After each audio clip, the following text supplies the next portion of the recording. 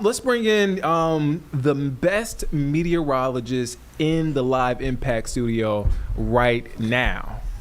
I thought I could Chris spit Mulcahy. easier. Chris Mulcahy, voted on by me. I am the voting committee. James and I voted on that. Yeah, there were a lot of tough candidates for this, but I'm quite honored to be here. Chris, before we get to the forecast, I know we talked a little sports. We do.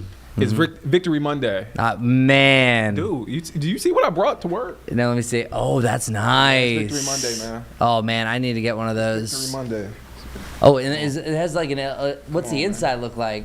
You got like a little, oh, that's nice. Oh, man, it's Victory Monday. Ooh. Monday, See, and you're looking pretty good right now, 5-4. 5-4, man. Do you know who do they play this weekend at home? We play the Saints. Okay. We play the Aints. That's winnable. It's a winnable game. Every game is winnable, Chris. Going Every 6-4. game is winnable. Ooh. Every game is winnable. Well, actually, this past weekend was upset Sunday. The amount of teams that got upset. The Colts lost. The Packers got upset. We were. No, that was the number one upset. Yeah. Yeah, because looking at the sports betting lines, I think it was plus 12.5, and that's insulting. Yeah, so insulting. most of the times it was like, yeah, Panthers gonna get crushed. No, bit, that's where's the logo. Yeah, and that defense is something to reckon with. Oh man, I'm saying.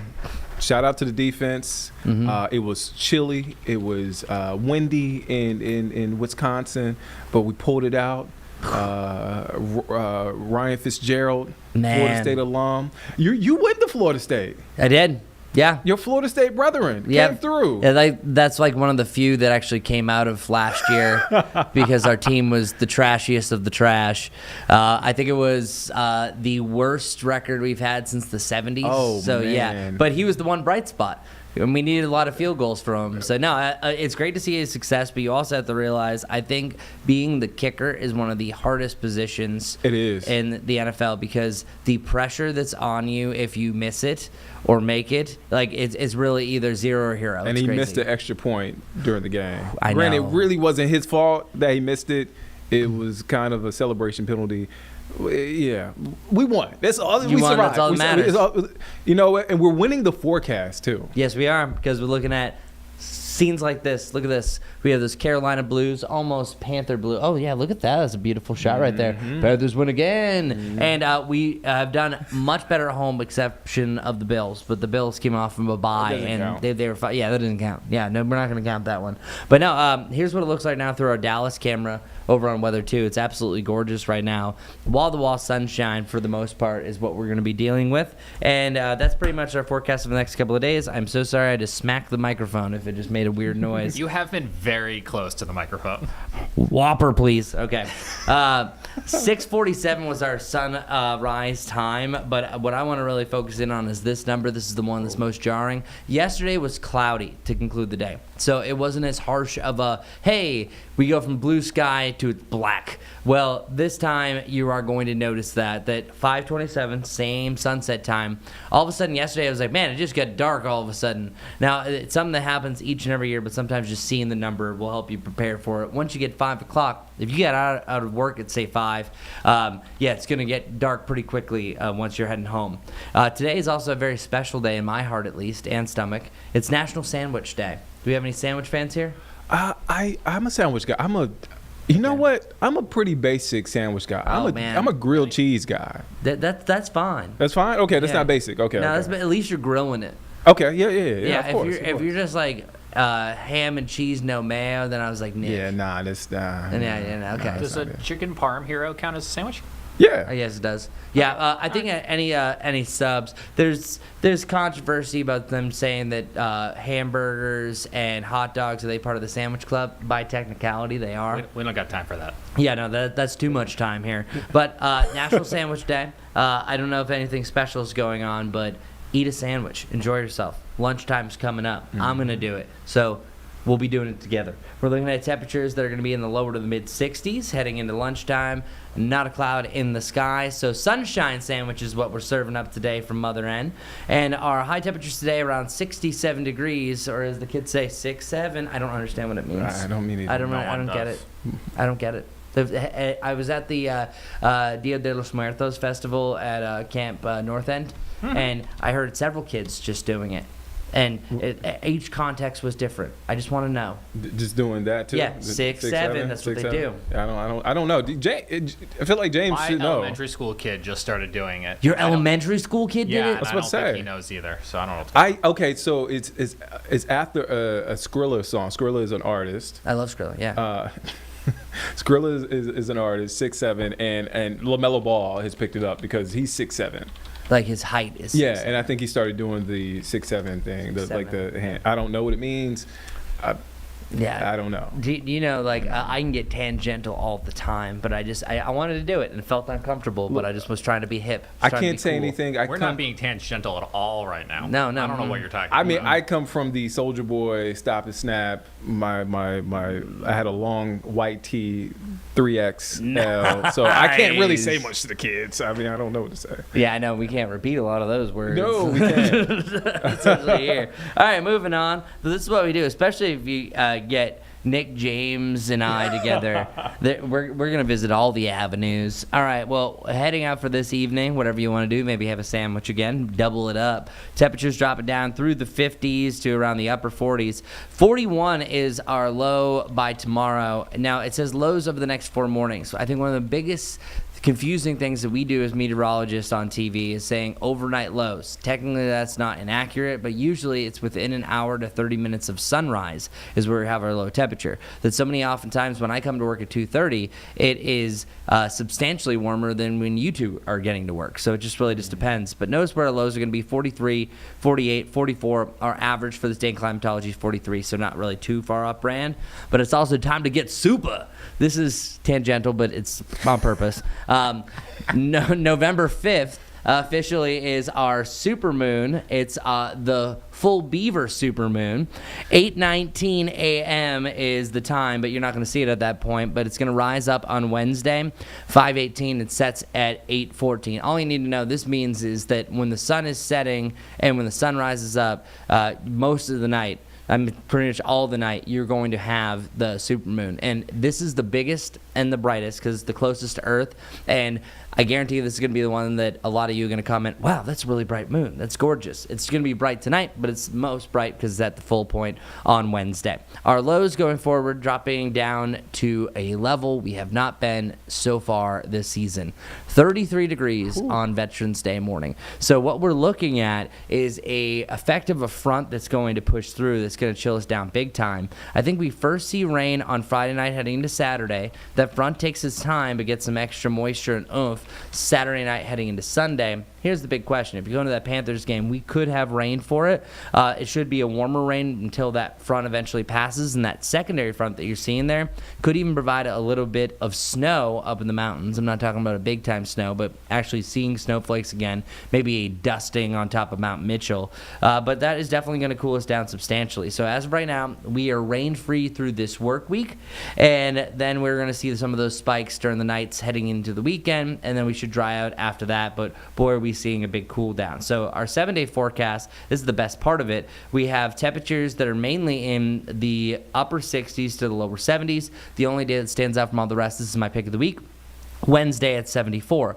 But this graphic is also a 10-day forecast, and this is where it really tells the tale of that cold front. Enjoy the temperatures that we have right now. I am the annoying hype weatherman when I get a forecast like this saying, take advantage of these days, don't let them pass, because literally we're going to see a big drop off to the 50s and the 60s, and you're not going to have a run of 70s like this, most likely, again, it could happen, most likely, again, until next year. So this is a really good looking first week of November forecast, so I just want everyone to take advantage of it, because even though we'll have sunshine, highs in the 50s, that high of 54, 55, that's actually more indicative of Christmas and New Year's Day compared to what we have for typically the first days of November.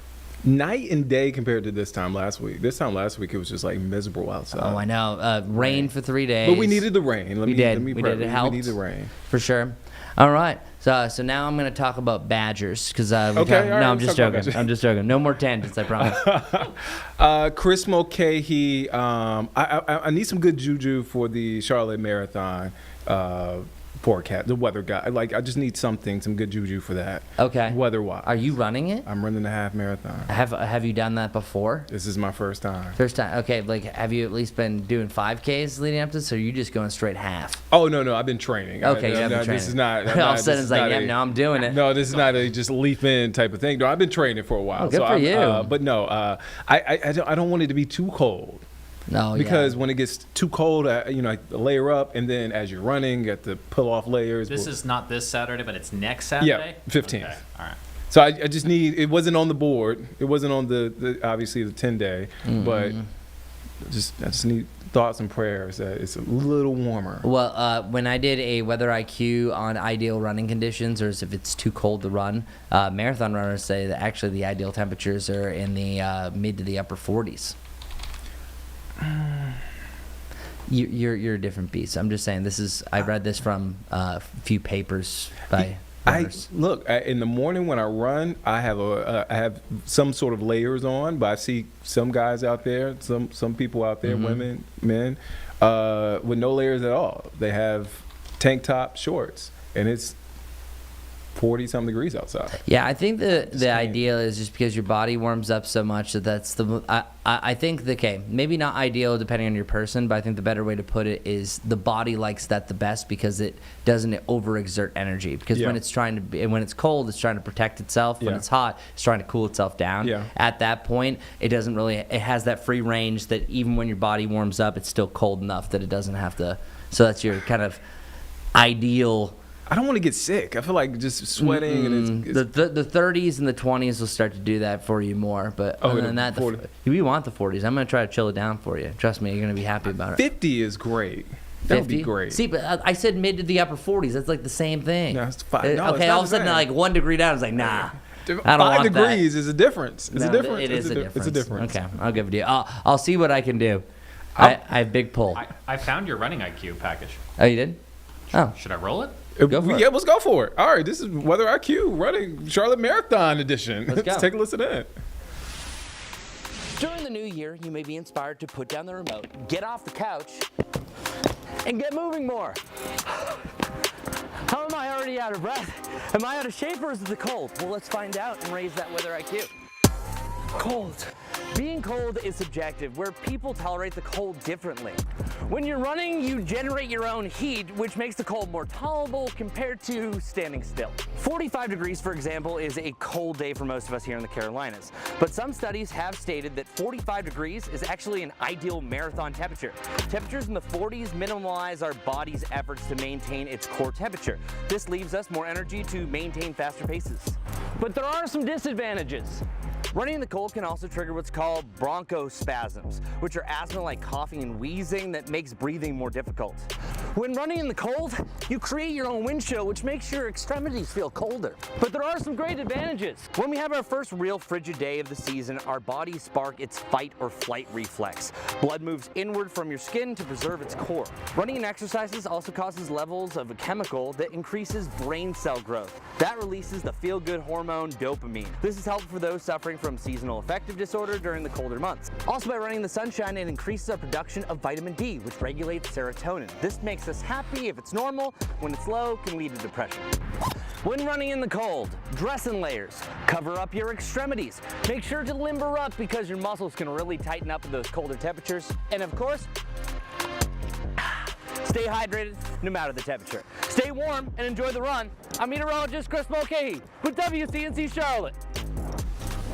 I told Chris, I said, great form, excellent form. Thank you. And he informed me that he was a runner. He was a cross-country runner. Yeah. Some time. I was decent, and now I have a bad knee, and I try to run again, and I get to the end of my driveway, and I was like, nah. Do you know what? No. I have a big driveway, though, so. Look, I mean, you put the mileage in, you're retired. It's okay, man. Yeah, dude, like spur of the moment, like I think it was like 10 years ago was the last 10K, or not 10K, 5K that I ran. Yeah. And I felt like I needed a trash can after. So, like, that's what happens when you're not training like you are. So, yeah, by the way, that weather IQ was, I think the January before this past one, but we brought that up just because we had mentioned about the ideal running temperatures. Yeah. And I was actually really nervous. I said 45, like, let's hope that's right, but luckily it is. But luckily, I don't think you might have to deal with that in the morning, Nick. Like, what time is the marathon? 7:20 start time. 7:20. Okay. Yeah. At that point, you're likely going to be in the 40s. Hopefully, you don't have the 30s. Okay. All right. I can deal with the 40s. I Okay. don't have to, I can deal with that. Good for you, man. You get to put one of those 13.1 stickers on your car afterwards. You're right about that. Yeah. Never thought about that. Mhm. All There right. it is. I'll go get you one. For real? Yeah, if I see it. I'm not gonna go seek it out. Okay. All right. But a lot of my local gas station has a lot of running stickers, so yeah, I'll see what I got. Chris Mulcahy, I will be back next Monday morning, so we will do this again next Monday morning. Chris Mulcahy. Well, I'll actually see that on the 10-day. So yeah. That's what I'm saying. Yeah. We'll revisit this. All right, let's do it. Chris Mulcahy, thank you for your time. We're going to take a quick break. We'll be back here in just